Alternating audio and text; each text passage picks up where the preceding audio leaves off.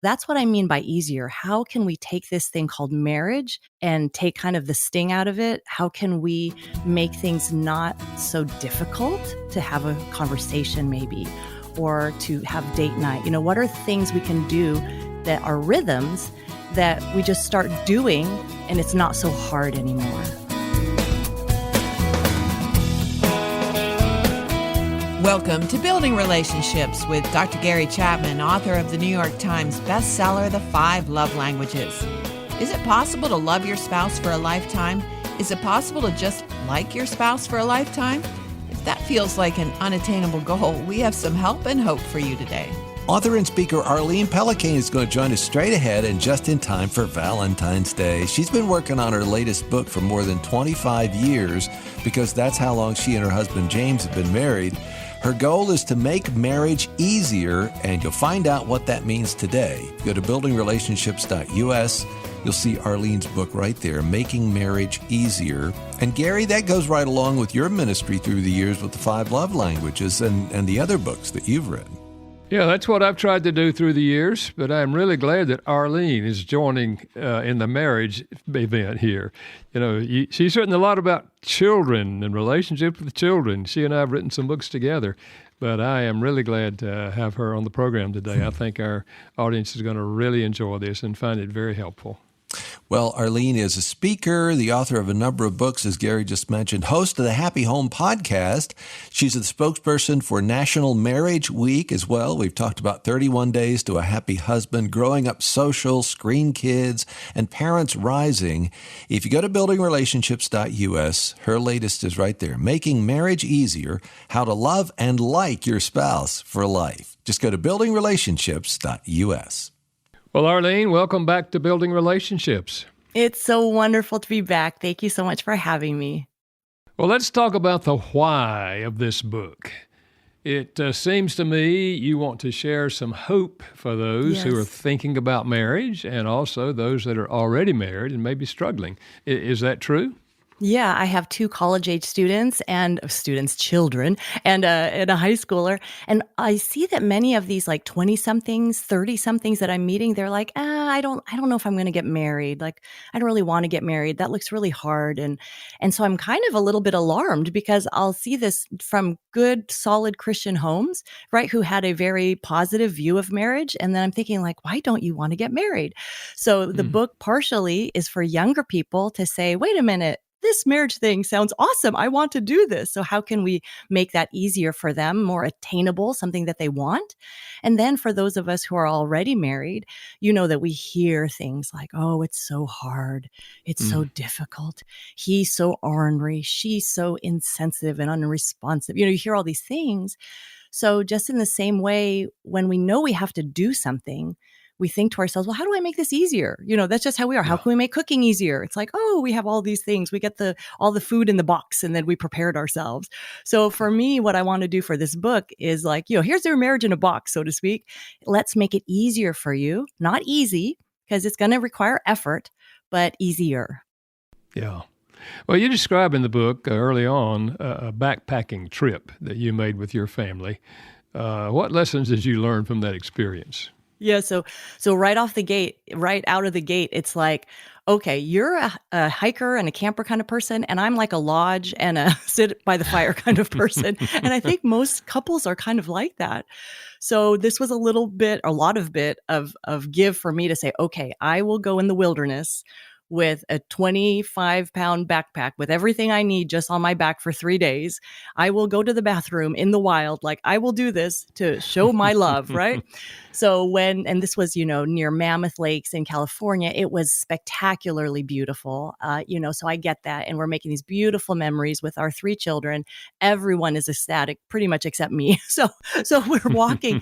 And when it's beautiful and doable, I was like, this is fantastic. I am going to do this again. You can sign me up next year. I will join you.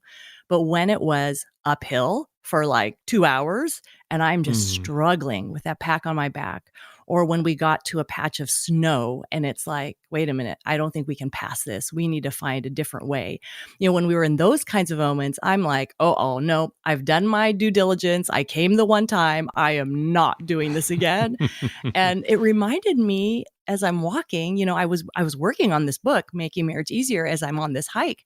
And it reminded me so much like, wow, this is like marriage. Like when it's beautiful vistas and not that much effort, it's like, yeah, I love marriage. Marriage is great. But when it's, wow, we've got financial difficulties, we're having trouble in the bedroom, we hardly talk anymore, like, why are you on my case all the time? Then you're like, maybe this was the wrong journey. Maybe we should call it quits, So it is this idea of you can look, just like I saw the trail map and I could see like, oh yeah, this is going to be difficult. I could see the little dotted lines going up and down, right? The elevation. But until you're actually there, you don't really know how difficult it's going to be. But in that moment, you have to decide, I am going to finish this loop. Like I am going to get to the end. I will see this through. I remember on the trip, I said to James, if I could pay someone $5,000 to airlift me out of this spot, I actually think I would. But marriage is not like that. You cannot pay to get out. You have to say like, hey, I started this. I made this vow. I'm going to finish it. And just having that mindset of, hey, this is what I chose. It's going to have highs, it's going to have lows, and I'm going to go through it all. That makes marriage easier because then you're not always thinking, how do I get out? What can I do? Yeah. Yeah. Well, talk about that word easier. That's part of the title. Yeah. Yes. So what do you mean by easier? When you make that decision, like I'm going to get healthier. So I'm going to go to the gym and so I buy my gym membership, but then you never go, right? It's like, oh, that was fun. I went for 2 weeks and then I never go. So I might make that easier by saying I will go to a specific class once a week.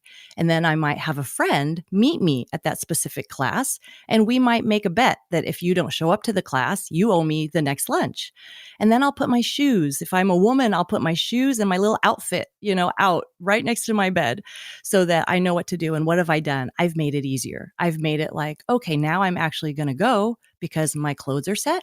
The decisions have been made. There's something that will happen to me if I don't do it, and I can't let this person down that I'm meeting. And so that's what I mean by easier. How can we take this thing called marriage and take kind of the sting out of it? How can we make things not so difficult to have a conversation maybe, or to have date night? What are things we can do that are rhythms that we just start doing and it's not so hard anymore? Yeah. Well, I think those who will read the book are going to find that it's true. It can be easier. Yes.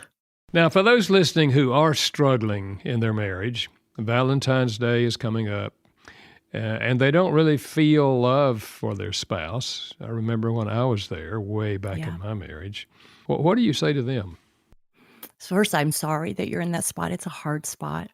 I think it starts with that prayer. Lord, I've made this commitment to my spouse. Help me to see my spouse like you see them. Help me to want to serve my spouse. Help me to want to reach out to them and not give up. So start there. And then just think about, there are many times we don't want to go to work. We don't feel like going to work, but we go.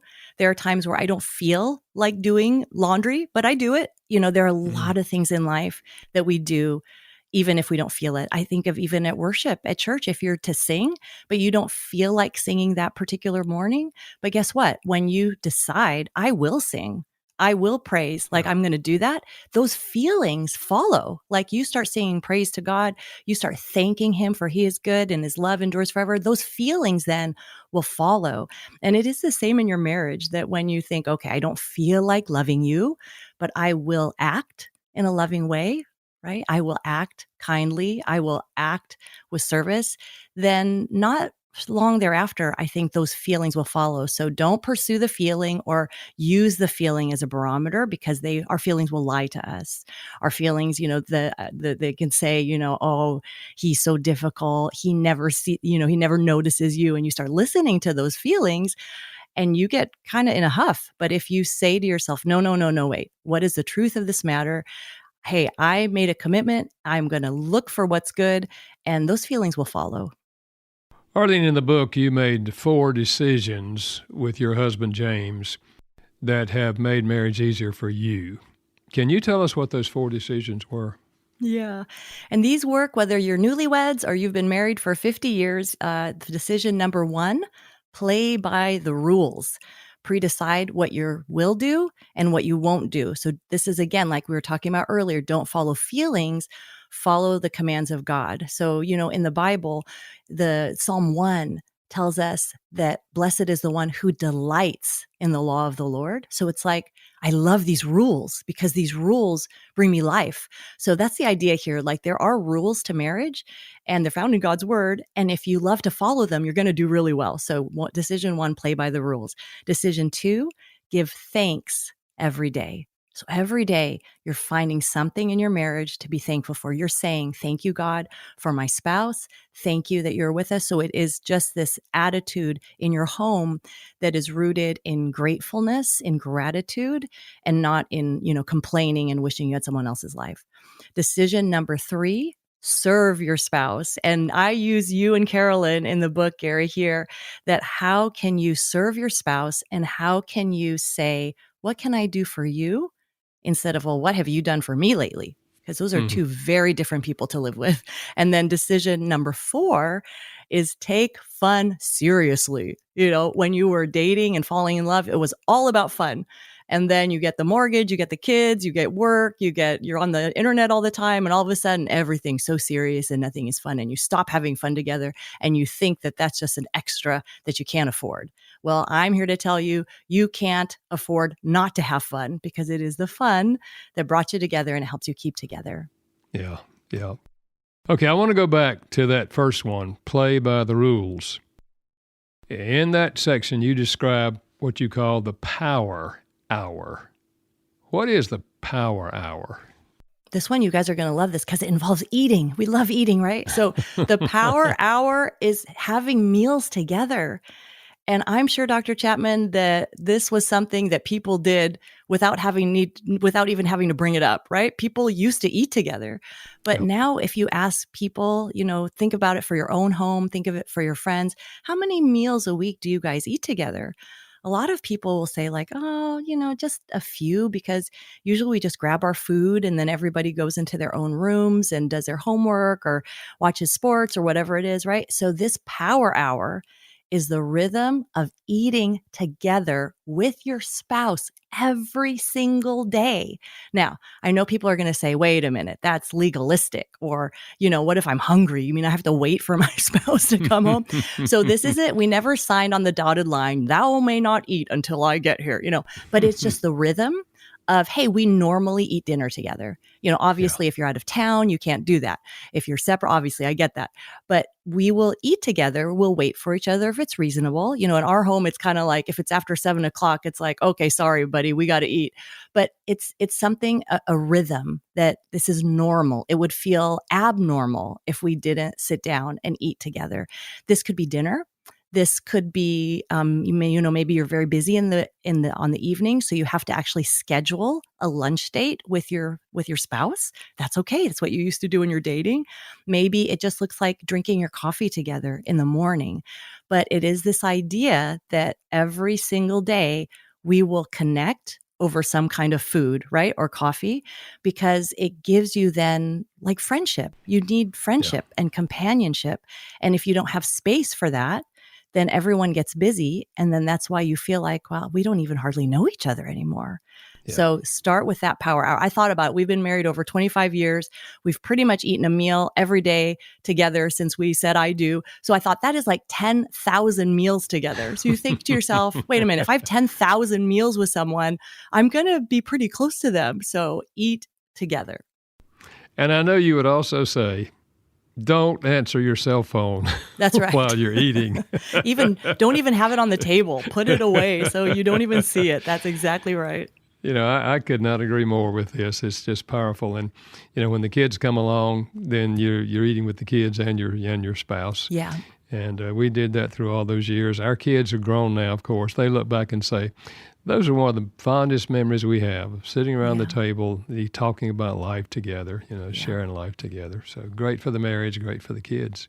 Yes. Now, you also deal with sexual intimacy in this section. I'm often asked the question, how much sex is normal or healthy for a couple? I don't know how you answer that or if you answer that, but Right. give us some thoughts along those lines. Do you believe it or not? You will find this in the book, but I'm leaning on the research of Dr. Michael Sistema and Shanti Feldhahn on this one. But the chapter is called "But We Had Sex Last Tuesday," because for usually it's the woman, it doesn't always have to be, but for the woman, it's kind of like, well, wait, we did that like a long time ago. Isn't that enough? And then for the husband, he's thinking like, well, no, this is something that I want to do to connect with you. No, it's not enough. So, that has definitely been something through the years. And I think a lot of people can relate to that is, okay, one person wants a certain amount and the other person wants a certain amount. How do you kind of meet in the middle and how much is normal? So what they found in terms of research of what was normal is the researchers found that 4 times every 3 weeks was normal. I know some of you are like, oh, phew, it's not 4 times every week. Okay, great. 4 times every 3 weeks. So they said 1 1/3 time basically per week. And they also were quick to say, though, that's what is normal. It's what people are doing. It doesn't mean that that's the ideal. It's just kind of what people are doing. But they did find that 94% of those who said, hey, we are happy and satisfied with our sexual relationship, 94% of those people have said they were also happy in their marriages, which follows. Like if you're having healthy physical intimacy, it lends to that you have a healthy marriage. And they also said that couples who had sex 1 time a week or more were satisfied. So these are things that you can look at like, okay, my goodness, maybe it's been too long. And my husband and we need to put, I think it was Dr. David Clark who said, if you're a couple with children and you do not schedule your sex, you do not have sex, right? So sometimes in some parts of your time of the season of life you're in, you have to put it in the calendar and not feel unromantic about that, but feel like, okay, our relationship is important, so I'm going to make time for this. Yeah. No question about it. The sexual part of the marriage is an important part of marriage. And you're right. We do have different ideas most of the time in terms of how often, et cetera, But this is helpful. My other book, 31 Days to a Happy Husband, I remember when I was writing that, one of James's friends was like, why do you need 31 days? All you have to do is like say, make love to your husband and he'll be very happy. So I thought, when you think of making marriage easier, I think for many men, they would just think like, oh, well, if we could be more intimate physically, that would make marriage a lot easier for me. Yeah. One of the problems that many marriages face is the change in the marriage relationship once the kids come along. So how do you keep your marriage from becoming all about the kids? I think this is really a modern problem. I think, in the days of, like maybe a generation or two, it's like you saw the kids were part of the home, but they weren't the everything of the home, right? So when a baby comes into your lives, of course, like when Ethan was born, it was like Simba and the Lion King. It was like, look who has come. And all of your life revolves around keeping this baby alive. And that's okay, because you really do have to revolve around that baby to keep it alive. But once the baby turns 2, 5, 10, 15, you've got to realize, wait a minute, our whole universe doesn't revolve around this child. But for a lot of us, we might not see it, but we really are very child-centered. So things like this, me as a mom, if I need to bring my, kids to school and then I need to go get them something for a sport, they need something. And then I'm going to watch them play their sport. And then I'm going to run home and make dinner. Like, I'm not going to think a thing of this. I'm just going to do it because that's what I do. I'm the mom. But if my husband, James, who is a realtor, says, hey, honey, could you look over this letter for me and just see, does this sound right to you? I'm like, I have so much to do. Like, you're a grown man. Look at it yourself. Use Grammarly, So I think sometimes if we can just think to ourselves, do I treat my spouse with the same type of service, willingness, time, speaking their love languages? Do I do that as much for my spouse as I do it for my kids? And I think for many of us, we'd have to go, ouch, like, I don't really do that. So when the kids have an activity, let's say, and you're trying to decide, okay, should we do soccer again? Should we go on the volleyball team? Should we play the clarinet? And usually we're asking all these questions because we are looking through the lens of our child. But when we make those decisions, let's also ask, how is this going to impact our marriage? Seriously, Yeah. like, how is this going to impact us? Are we going to be not able to see each other very much? Are we going to be so ragged that we're kind of, kind of mean to each other? We don't have time to have date night. We don't have time for, all the things that we just talked about, so we have to ask that. How's it for the marriage? How's it for the rhythm of the family? So these are the kinds of questions. If you are not going on a date because even though you have a trusted babysitter, you feel like, oh, the kids don't like it when we go out, that's a sign of a child-centered home that says, you know what, child of mine, it's okay that you don't like it, that mommy and daddy are leaving for 2 hours, but we're going to go ahead and do that anyway. So Yeah. those kinds of things kind of help us from becoming too child-centered. Yeah.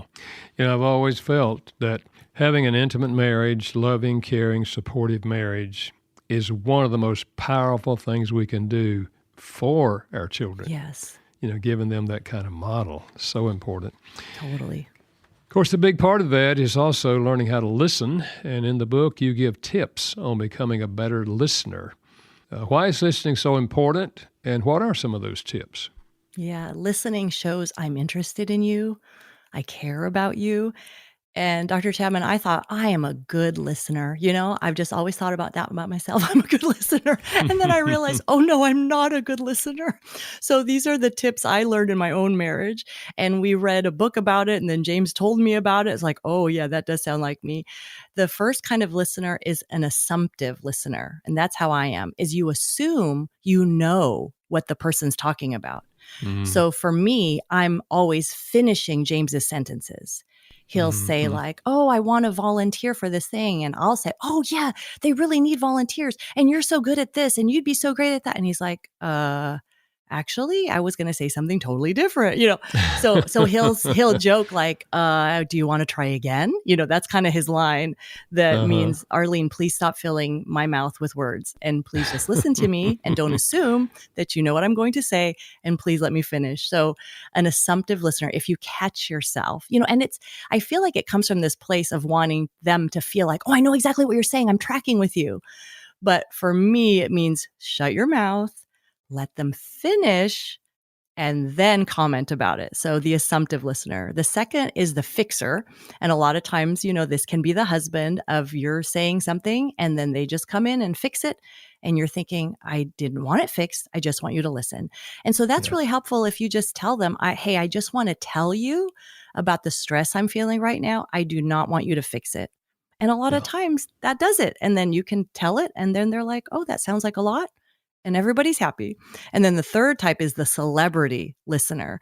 And I think we are all the celebrity listener. And the celebrity listener, we're always shifting the conversation back to us. So if my husband is sharing about his terrible boss that is being very challenging, then I'm like, oh, I remember when I had this terrible boss. And I just take the whole conversation and I make it about me. And so just think of like a spotlight on the person who is talking. And when they are talking, they are the celebrity. You are not the celebrity. They are the celebrity. Let them have their moment and just be there for their moment. You don't have to turn every single one of their moments into an opportunity to talk about yourself and Yeah. watch yourself, because we all do this. We all do Yeah. this. And so just be sensitive to it. Obviously there is give and take, and it's fine to share your stories. That's fine. But the idea is whoever is the speaker, you're the focus of attention, not me, the listener. Yeah. I think a lot of our listeners are identifying with those responses that you talked about. So, now, your husband James put some interesting items on your wedding registry. What did those teach you about having different expectations? Yeah, people are very different, aren't they? So they come in. We were long distance. So I was living in Virginia and he was living in Texas when we were engaged. So I told him, you go to the superstore, you take the little scanner and you get whatever you want. Great. So I walk into the store in my city and I print out the wedding registry and I'm reading it and I'm like, wait a minute. It had all this camping equipment, which makes sense considering our conversation earlier. So it had a tent and a little cooking thing and a little lamp. And I'm thinking, why in the world do we need this? So I keep reading. And then I read like bug spray, like there's like wasp, like things that you would spray to get rid of wasps and ants. And then there was aspirin, like Advil and Tylenol and Tums. And I'm just getting sweaty and nervous, right? And then I can't believe it. I think I'm like, I can't believe my eyes. He has lubricant, KY jelly on the list. And I am just freaking out. And I think to myself, wait a minute. Okay. Oh, I get it. This must be a practical joke. He must be sending all his groomsmen to this store. And he thinks this is so funny. That sounds so like James. That's so funny. We did not have cell phones at that time, of course. So I went home, called him on the phone. Said, honey, that's so funny. I was just at the store and I saw your registry with the ant bait. And that's so funny, like a practical joke. And he was completely silent. And he's like, what's so funny? And I'm like, the things you put on the registry, that was funny. He's like, those are the things I want for my home. I don't want a candy dish. I don't want a set of plates. Those are practical things I need for our first apartment. And I'm like, what? So I could not believe, Dr. Chapman and Chris, that I was the one on the defense. Like I'm the one who has to defend that you put Tums on our wedding registry.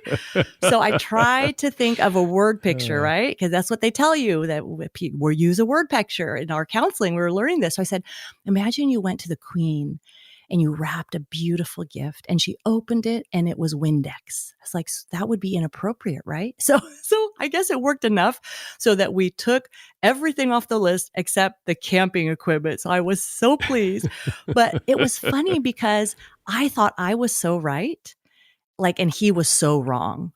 And then I realized, oh my goodness, in his eyes, what he did was right. Because when we did get to that apartment, there were a lot of bugs in that Texas apartment, and we could use some Tylenol, So you realize with the expectations like, oh my goodness, I think you are so wrong. But actually, in your own eyes and in your own way, you're right too. So to really give each other the benefit of the doubt that, okay, your expectation is valid, just as mine is. Yeah.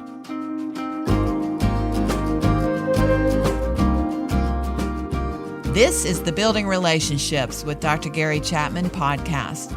Thanks for listening and for telling others about our conversations. When you go to 5lovelanguages.com, you can find more ways to strengthen your relationships. Just click the Resources tab and you'll find the podcast there and today's featured resource. Again, go to 5lovelanguages.com.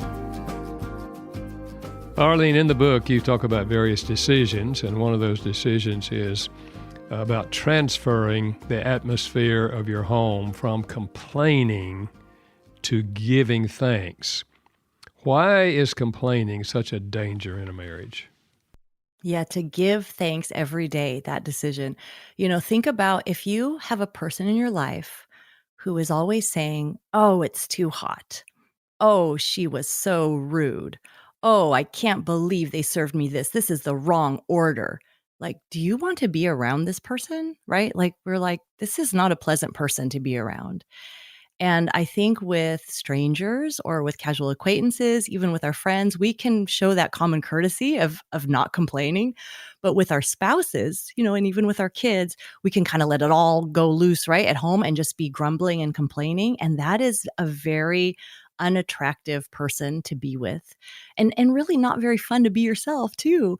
And so what can change that? What can transform that spirit of grumbling and complaining? And let's remember the children of Israel, when they were wandering around the desert and they could not enter the promised land, it wasn't for those big sins of murder or idolatry, like they made another calf, or adultery. It was they were complaining. They had a grumbling attitude that this manna isn't enough. This quail we didn't really like it. We liked it the first day. After that, we didn't like it. This whole cloud by day, fire by night, we're over it. Like, these were miraculous ways God was taking care of his children. And his children were like, we don't really like this. And they grumbled. And you see that harsh consequence because it was the opposite of being thankful to God, being Yeah. thankful. Thank you for what I had. So in a marriage, if you can transform from, oh my goodness, I can't believe you did that. You're always doing that wrong. You always leave the toilet seat up, blah, blah, blah, blah. Instead of grumbling that we are thankful.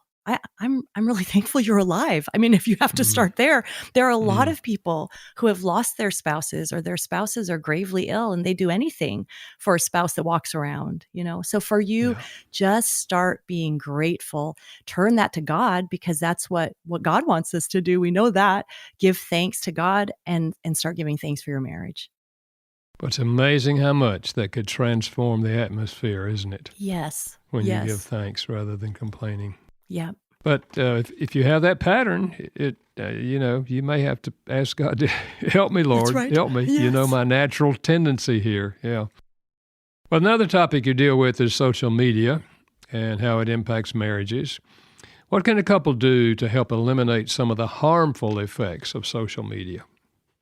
Recognizing that what you see on social media is not real life. When you looked at a magazine or a TV show, you knew like, oh, they spent hours like making their house look so nice, or oh, that's like just for the camera because it's this TV show. But now we have in our pockets social media that shows us like our friends, and I say that kind of in air quotes, like people like us, like our peers, but it Yeah. also shows us celebrities and all sorts of people who have, that's their whole job is to make their house or their marriage look super, super amazing and happy. And when you look at that constantly, you'll think, well, I don't have that. I don't have a house like that. I don't have a cute spouse like that. I don't go to fun locales with my spouse. And all of a sudden, what does this do? We're not thankful. We're comparing and we're falling short.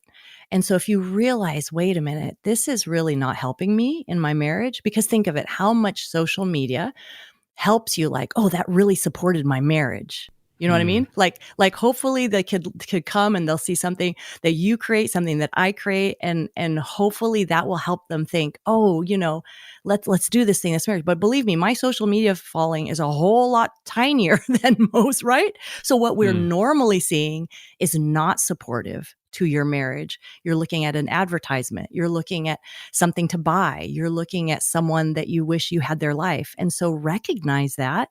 And if that's a problem, take a fast. Say, hey, you know what? For 1 week, I'm not going to do any social media, and just see what that does to your mind, to your heart, to your outlook. Be open. If you ask your spouse, hey, am I on my phone too much? Do you feel like I'm like scrolling through social media too much? Because your spouse may say, yeah, I kind of wish you were more present with me and you'd look at me. It could be sports, it could be checking stock quotes, it could be Netflix, it could be anything, but be here. And I talk about like when you go on vacation, your vacation is to be together. It's not to make a social media reel. A lot of us will get to a Mm. spot and think, oh, this would be such a beautiful thing to post on social media. And then the whole thing becomes making this amazing thing for social media. And I say, no, take a few pictures, put your phone in your pocket, and enjoy that for your spouse. He is your audience. She is your audience, not all these thousands of followers who don't even hardly know you. So keep all these kinds of things in mind, that the real relationship of your spouse, that's what's most important to tend and care for, not your social media feed. Well, we know that in marriage there are hard times, and marriages are tested in the hard times. You talk about a miscarriage you had at 26 weeks. How did you and your husband navigate that loss? Yeah.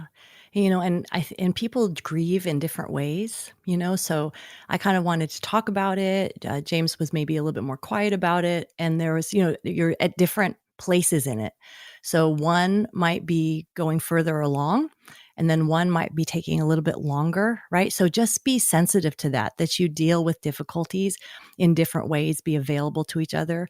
But I really think that when we lost that baby, it was such a time where God carried us, when the Lord helped us, like we'd be at church and the exact right, song would come, or someone would pray over us and it would be exactly what we needed for that day. So immerse yourself with spiritual people who love you, care about you, and who can speak truth and comfort in your life. So I think that was a huge thing, to be able to navigate that together. And then to be able to, have I think it's that mindset that says the difficulties will strengthen us. They won't weaken us, because they can, because then you've gone through this thing together and no one else has gone through it but you, the two of you. That's it. You are the ones that were in the eye of the storm. And if you can be in the eye of the storm together, come out on the other side, boom, it levels up your relationship. And I Yeah. know for many, though, when that eye of the storm hits, it's like it just throws them opposite directions, right? And that Yeah. difficulty really harms them. So I think if you can be praying together, if you can find like I mentioned, going to church, be regular. Don't skip going to church because you're going through a hard time. Go to church together and find that healing together as a couple. Yeah. Yeah. Another decision you talk about is the importance of serving your spouse. Now, I think there are a lot of people today who have the notion that, well, that's an old-fashioned idea, serving, because they have the idea of, the wife is going to, he's going to take advantage of me. All I've got to do is serve him. But explain that to us. What is biblical service? Yeah. You look at Jesus, right? And what do the Gospels tell us? The Son of Man came to serve. We cannot get around it. So as much as we think, I don't want to serve that, I want someone to serve me, or I want to be their equal, right? That would be more like, I want to be their equal. I don't need to serve them. They need to respect me. But this whole idea of, you know what? I care about you. And if there's something I can do to help you, I will. So I think it is this attitude of, I will help you. It's not this attitude of like, I'm just so less than, and you can step all over me, and I'm not even worthy, to bring you your water. No, that's not what I'm talking about. But it is this idea of like, hey, I'm around to make your life easier. I mean, can you imagine if each spouse, that was their thought of like, hey, you know what? I'm here today. I'm here to make your life easier. And if you approached it that way, you need something. How can I help you? My daughter, she's a sophomore in high school. She is, like this particular day, she has to stay after school because she has this dance recital. So she kind of is busy. So in the morning, I'll say, how can I help you? Can I, usually she makes her lunch herself, all these different things, but she's got more to do to get ready. So I say, how can I help you? So again, we do it kind of easily with our children, but so does that mean she's going to walk all over me? No, as long as she has responsibilities, no, she's going to be like, thank you, Mom. Thank you for helping me. So for our spouses to have that same attitude, oh boy, honey, you have a big day at work today. How can I help you today? That's serving your spouse. And that's something really beautiful and life-giving. It is not demeaning or punitive. That question that you worded, how can I make your life easier, is one of the questions that literally turned my marriage around. When I asked my wife, started asking her on a regular basis, how can I make your life easier today? How can I make your life easier? And she typically had an idea, Yes. and She said, pick up the vacuum. And when I did that, I mean, she felt, treasured and loved. Yeah. So, that's super important. It's a Christian lifestyle, really, because that's what love is all about. It's serving other people. Yeah. Now, you and your husband were on the Today Show, which was a dream for you. How can spouses support one another's dreams? Yeah. I think this was such a funny situation because I was asked for one of my books to come on the Today Show, but they said you can only come if we like your husband because we want him to come also. So they asked, does your husband have any videos of him that we can watch? And of course, my husband, he's just like a normal guy. He's not like a, YouTube sensation, but he had posted a YouTube video of him making kettle corn, like an instructional video of how to make kettle corn. So I thought to myself, oh my goodness, my appearance on the Today Show is contingent upon this kettle corn video. So it was kind of funny. But thankfully they said, oh, well, he can talk, he'll be fine. So they had him on. And I thought to myself, what a husband, because I, at that time, had done interviews, and many of them in the past, but this was James's first ever media interview. He'd never been Yeah. interviewed in his entire life. And he's going on the Today Show, so it's like go big or go home. And so I really admired that he didn't even hesitate. Yes, I will do that. That would be great for you. I will do that. And we practiced. We put little stools up in our house, and I asked him questions, and he sat on the stool and he answered my questions. We even set up an event at our church where we did a little informal Q&A so that people could ask us questions and he could get used to giving answers. Like, I mean, this is amazing. This is my husband, that he will let me learn. I will grow. I will do it. I will help you. So having this attitude, of, hey, if this is important to you, then it's important to me too. Now, I give this little side note, though. If it's the kind of dream that has become an obsession, right? It's like everything is about this dream, and the marriage is falling apart, and the kids are falling apart, and you never sleep anymore because you're pursuing this dream. Dreams should unite you as a couple, not divide you. And if you're finding that, yeah, it's hard, but it's actually dividing us, then it's time to talk about it. Is this a dream that we both can get behind to support one another? And it should be something that enhances your marriage, not detracts from it. Yeah, yeah. Well, we talked a bit earlier about the importance of fun in a marriage. And I know in your book you have a long list, really, of activities that husbands and wives can try together. And of course, we all have different interests in that sort of thing, but could you share some of the things you and your husband do for fun that might help the rest of us? Yes. And you will find a very long list in the book that you're going to find something that you have in common. So for my husband and I, it has been hard to find fun things because he's much more athletic and I am not. He is very outdoorsy and I am not, so it's like, oh my goodness, what are we going to do? So part of the thing is having the attitude like, okay, if you like it, I'll try it. So we have done everything from rollerblading to skiing to martial arts to dancing to ultimate frisbee to all these different things. And what we have kind of settled on right now, we are in the age of dancing. So we are going to a ballroom dance class. So we're learning how to waltz and foxtrot and salsa and tango and all this stuff. And it's very funny because the first time we went, it's this huge ballroom and there are lessons there, but it's all, people probably age 60 and up who dance really well. Yeah. So we got there and we do not know what we're doing. It's as if a neon sign was over our heads, like, we are new and we are terrible. So all these people came up to us and they're trying to help us and we're trying to imitate what they do. I mean, I thought for sure that first lesson, I'm like, we are never coming back here. Like, we are really bad at this. But you know what? We kept going and we're a year in and we're actually decent where we can get around the floor now. And we figured it's something we can do together. It's something, it is fun. Like we both think it's fun.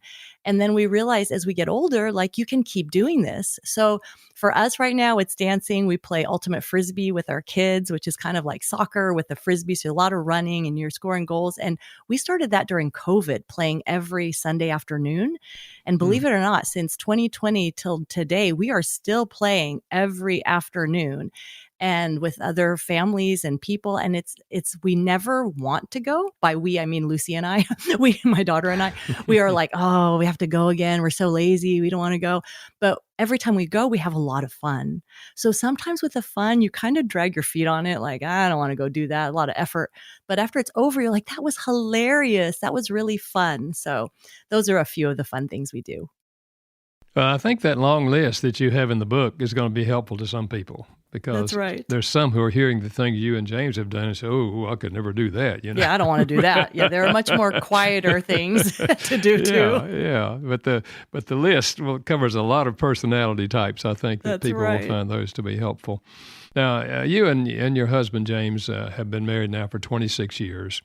And you say that of all ages, at all ages in a marriage, people should be preparing for the golden years. So how do you prepare for the golden years, and what are you all doing? Yeah, we're so short term sometimes, right? We just think like, how can I get through the day, without realizing, hey, the habits I have today that affects the quality of my life tomorrow, and when we think of these senior years, golden years, now James and I are in our 50s. So now it's not as we used to think that 55 plus thing where they were really old people. And now we're like, oh no, those people are not old at all. Those are very young people. So how can we prepare for those things? And part of it is liking each other, right? So that when your kids leave and you're empty nesters, you still like one another. Well, how do you do that? What made you like them in the first place? You had fun together. You cared about each other. You had conversations. You had novel experiences. So some of the things you can do to prepare now for those golden years is keep being together. Like, decide, obviously, I'm going to stay married, but then really keep showing up. Go to the date nights, make that a priority. Try novel experiences, whether it's, it doesn't have to be an athletic pursuit. It could be a cooking class, try a novel experience together so that you're used to growing and learning, so that when you're in your later years, you still have that rhythm that you can keep learning and growing, that would be fun. They talked about in a book about what makes a happy retiree by Wes Moss. And they talked about that happy retirees have 3.6 core pursuits together. So in other words, they have about 3 or 4 activities they like to do together. That could be taking grandkids out, playing chess, going on vacation to Hawaii, but there are things they like to do together. So if that's what makes us happy in the golden years, why not have a little practice now, right? So do those things together so that when it comes time, you're used to doing those things. The big thing now with a lot of our friends is pickleball. That's right. Exactly. Have you given it a try, Dr. Chapman? I have not given it a try. No, I have to be honest, I have not. But many of our friends have. And of course, some of our friends have also gotten injured in pickleball. It comes at a bit of a cost. Yes. You're right. Well, Arlene, this has been fun chatting with you again. Of course, I've always enjoyed being with you and James and your family and interfacing with them along the way. And the books you and I have written together, I've always enjoyed doing that. But so good to have you with us today. And thanks for writing this book that really focuses on marriage. And I think whether couples are dating and thinking about marriage, this book would be a good book to work through together. Or whether you've been married for a while. Either way, I think it's going to be helpful. So again, thanks for being with us today. Thank you so much. It's been so fun. Again, our featured resource is the book, Making Marriage Easier, How to Love and Like Your Spouse for Life. It's written by our guest, Arlene Pellicane, and you can find out more at buildingrelationships.us. Again, go to buildingrelationships.us. And next week, how do you live like Jesus in a non-Jesus world? Author and former president of Moody Bible Institute, Dr. Joe Stoll, joins us in 1 week. Well, a big thank you to our production team, Steve Wick and Janice Backing. Building Relationships with Dr. Gary Chapman is a production of Moody Radio in Chicago in association with Moody Publishers. Thanks for listening.